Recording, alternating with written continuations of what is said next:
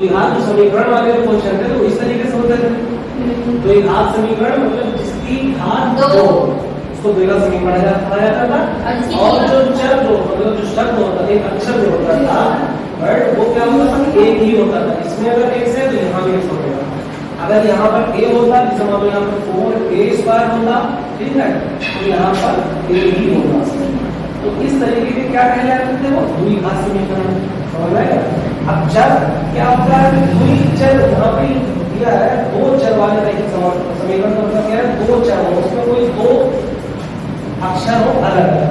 समझ आया? 3x + 2y, ये x अलग हो गया, y अलग, दो हो गए चर। अक्षर होता है अंक, जो गिनती होती है उसको अक्षर कहा जाता है, और जो अल्फाबेट होते हैं उनको क्या कहा जाता है, अक्षर। समझ में आया? इतना याद रखना इसको। तो ये जो तुम्हारा जो प्रश्न वाली 4.1 है, इसमें चर, दो चर वाले मतलब दो अलग अलग वर्ण वाले क्वेश्चन तुमको मिलेंगे, जिसमें x y आएगा, ठीक है, a और b आएगा, x और z आएगा, अलग अलग दो होंगे। उस तरीके की तुमको सवाल मिलेंगे, इसीलिए इसका नाम रखा गया है दो चर वाले समीकरण। समझ आ गया?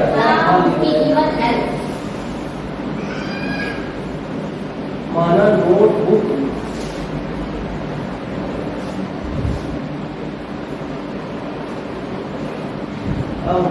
क्या है, और पेन है, कलम है, उसका मूल्य क्या मानो, ये भी माना है, इसका 2x नहीं भाई माना है। दो चर को लेने हैं, एक x और एक 2x, ये माना। उसने पूछा है कि नोटबुक और कलम के मूल्य को पता नहीं है, तो ये बोलता है कि नोटबुक की जो कीमत है वो इससे 2 गुनी है। अब इसमें तुमको जो शर्त कह रहा है, फर्स्ट कंडीशन है, यहाँ पे लिखना पड़ेगा। फर्स्ट कंडीशन चाहे लिख लो, चाहे पहली शर्त लिख लो, हिंदी में चाहे लिख सकते हो, ठीक है। तो फर्स्ट कंडीशन जो कह रहा है, पहली शर्त क्या कह रहा है कि जो नोटबुक की कीमत है वो कलम की 2 गुनी है। नोटबुक की कीमत यानी कि x जो है वो y का 2 गुना है। x बराबर क्या है, y का 2 गुना। जैसे इसको अंकों में सोचते हैं, देखो मान लो ये नोटबुक की मूल्य हमने x माना है, तो समझ लो कि x ना मानकर हम उसको मान लेते हैं 10 रुपए, ठीक है, हम उसको क्या मान लेते हैं 10 रुपए है। अब ये क्या कर रहा है कि कलम के मूल्य से ये कितना है, 2 गुना है। आप बताओ ये कलम का मूल्य कितना होगा, ये कितने हो जाएगा, 5 होगा। कितना हो जाएगा, ये 5। तो अब ये कैसे सिद्ध होगा, अब देखो नोटबुक की हमने x मानी थी, x की जगह पे तो 10 रख सकते हो, ठीक है। अब क्या है, बाइक जो 5 है उसकी जगह पे 2 बाइक का मतलब क्या है, 2 × 5, तो दोनों क्या हो जाएगा, 10 हो जाएंगे।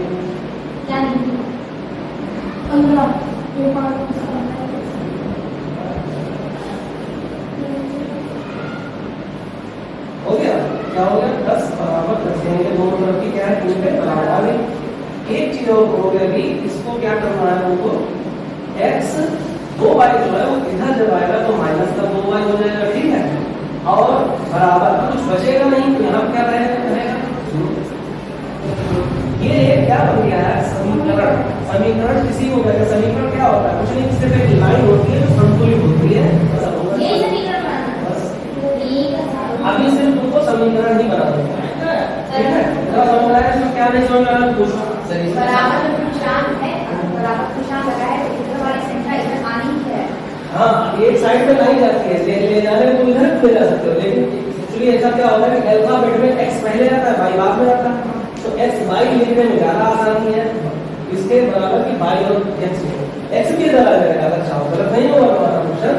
x अगर इधर लेके जाओ तो ये समीकरण ऐसे ही बन जाएगा, 2y यहाँ पर है ही है, x उठ के इधर जब इस दीवार को इधर करेगा तो माइनस हो जाएगा, क्योंकि ऊर्जा खर्च रहेगा कि यहाँ पर प्लस का है तो क्या है, माइनस हो जाएगा।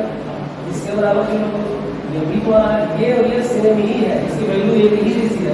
अगर ये दो और क्या है, उसको तुमको इसमें वर्ग करना है, x b बाई ये समीकरण बराबर 0। इस समीकरण में तुमको नीचे तुमको दिए गए हैं, इस फार्मूले में रख के a और b उसी का मान ज्ञात करना है। देखो इधर इस फार्मूले में तुमको जो नीचे दिए हैं, इसमें a का मान, b का मान और c का मान निकालना है। पहला वाला जो हमारा क्वेश्चन है वो क्या है, इसमें दूसरे वाले समीकरण में साफ साफ लिखा है कि रैखिक समीकरण जो नीचे दिए गए हैं उसको इस सूत्र के हिसाब से ए बी और सी का मान निकालना है। तुम्हारा पहला आपका समीकरण है 2x प्लस 3y बराबर 9.35 है। सब आप इसमें किसका एक भी मतलब नहीं है, इसमें सिर्फ तुमको पहचानना है। देखो इसमें ये तुम्हारा आया है समीकरण। इस समीकरण में ए बी और सी निकालना है बस। ए और बी और सी क्या होता है वो जो x का गुणांक होता है, गुणांक का मतलब x के पड़ोस में होता है। क्यों? क्योंकि तो x के पड़ोस में है, यही तो है स्थिति। ए की स्थिति क्या है? x के पड़ोस में लिखा है। तो तुम्हारे जो सवाल है उसमें x के पड़ोस में क्या लिखा है? 2 लिखा है। इसका मतलब क्या है? यही 2, यही जो है क्या है? a। y के पास में क्या लिखा हुआ है? b। y के पास में तुम्हारे पास क्या लिखा हुआ है? b। तो ये है b। लास्ट में क्या होता है? c। अब c चूंकि यहाँ पर बराबर में 0 है, तो उसको पहले से बराबर में 0 रखना पड़ेगा। तो इसमें क्या किया जाएगा? ये जो चीज इधर आएगी बराबर में, तो कहाँ हो जाएगी? माइनस हो जाएगी। तो ये तो हो जाएगी माइनस की, ठीक है, ये हो जाएगी माइनस की। अब लास्ट में क्या बचेगा तुम्हारा? क्योंकि ये सीधा था कि यहाँ पे क्या बचेगा? इस तरीके का समीकरण क्या? अब c की जगह पर क्या है? ये पूरा। c की जगह पर क्या है? ये पूरा है। ये क्या है? थोड़ा सी। अब वैल्यू क्या है बोल सकते हो? a बराबर क्या है? तुम्हारा 2 है, ठीक है। b बराबर क्या है? 3 और c बराबर क्या है? माइनस का 9.35। बस ये आंसर होगा। समझ गए? आगे सब कर लो ये सारे।